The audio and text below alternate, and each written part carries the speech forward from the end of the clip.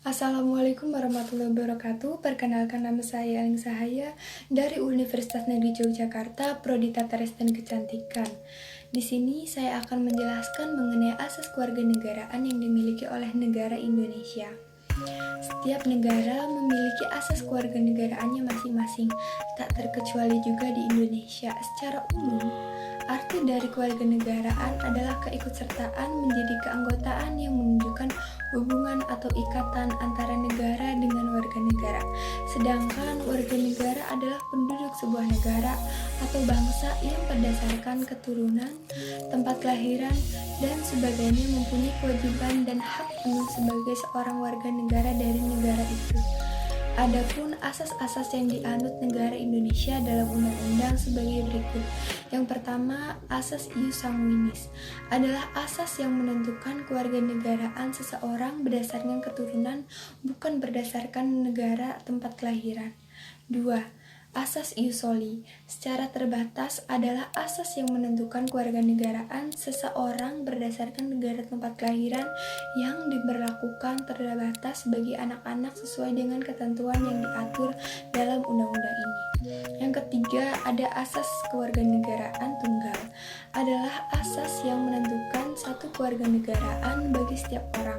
Yang keempat, ada asas kewarganegaraan ganda terbatas adalah asas yang menentukan kewarganegaraan ganda bagi anak-anak sesuai dengan ketentuan yang sudah diatur di dalam Undang-Undang Indonesia. Untuk memperoleh kewarganegaraan Indonesia sesuai dengan Undang-Undang Nomor 62 Tahun 1958 ada beberapa cara, yaitu yang pertama, melalui cara kelahiran. Kelahiran seseorang dapat menyebabkan menjadi warga negara Indonesia, baik dilandaskan pada keturunan orang Indonesia ataupun kelahiran yang terjadi di wilayah atau negara Indonesia. Landasan ini digunakan agar tidak ada yang namanya apatrid atau tidak memiliki kewarganegaraan. Yang kedua, melalui pengangkatan. Pengangkatan status kewarganegaraan seorang anak dari orang asing menjadi warga negara Indonesia karena anak tersebut benar-benar dibutuhkan untuk menjadi anaknya tersendiri. Dalam pemberian kewarganegaraan Indonesia pada anak tersebut dibatasi pada anak yang berumur 5 tahun serta mendapat pengesahan dari pengadilan negeri dari tempat tinggal orang tua yang telah mengangkat anak tersebut. Yang ketiga, melalui cara permohonan. Seorang anak yang terlahir di luar pernikahan dari ibu yang memiliki kewarganegaraan Indonesia ataupun anak yang terlahir dari pernikahan yang sah, namun ketika ada perceraian dari kedua orang tuanya serta hak asuh anak tersebut jatuh ke tangan ibunya yang memiliki kewarganegaraan Indonesia.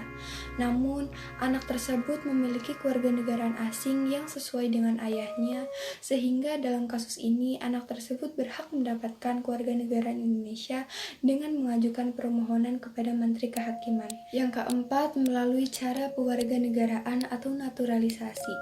Negara Republik Indonesia ingin memberikan kesempatan para warga negara asing yang berkeinginan menjadi warga Indonesia melalui cara pewarganegaraan atau naturalisasi. Syarat yang harus ditempuh oleh pemohon kewarganegaraan untuk menjadi naturalisasi yaitu yang pertama, sudah berumur minimal 21 tahun. Yang kedua, apabila dia seorang laki-laki yang sudah menikah, maka perlu adanya surat untuk persetujuan dari istrinya.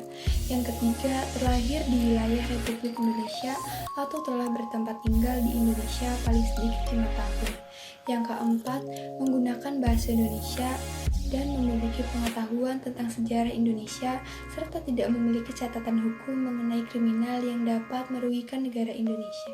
Terima kasih, semoga video ini cukup jelas dan bermanfaat bagi kalian semua.